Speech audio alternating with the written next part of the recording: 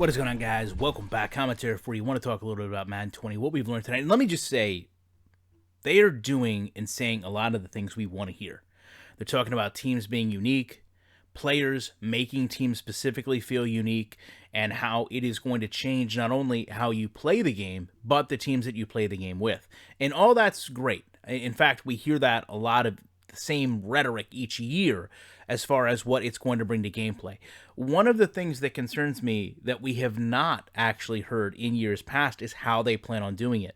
And they talked tonight specifically about two of the superstar X factors that are going to help make these teams separate from each other.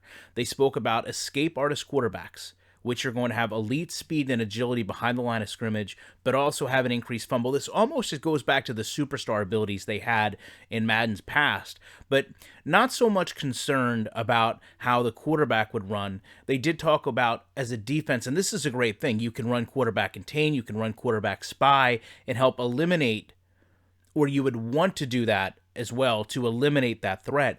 But my concern was what they talked about on defense, where you didn't have that counter, where we talked about you've got an escape artist quarterback and you want to run contain, you want to run spy to mitigate it. They talked about a defensive X factor called enforcer. And the problem that I have is when we're talking about football games being realistic, it's not realistic when we have 100%. Nothing is always going to happen every single time, and I think you get away, whether arcade, competitive, simulation, we get away from realism if we're talking about every single time this just can't happen, and we're really delving deeper into scripted gameplay, which Madden has had a problem with. So when they talk about the enforcer not allowing broken hit sticks, regardless, and this was actually specified, regardless of the size of the offensive player, so whether it's a fullback, whether it's a power back, does not matter. If you have a hit stick from a player using enforcer like Harrison Smith and Bobby Wagner, who were both mentioned tonight, it is not going to be broken because the game will not allow it to happen.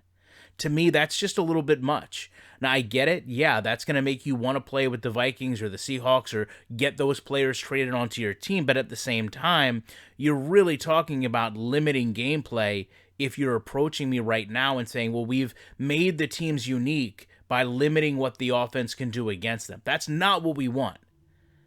Love to know your thoughts on this. Appreciate you checking it out. You know I will be back very shortly with more commentary.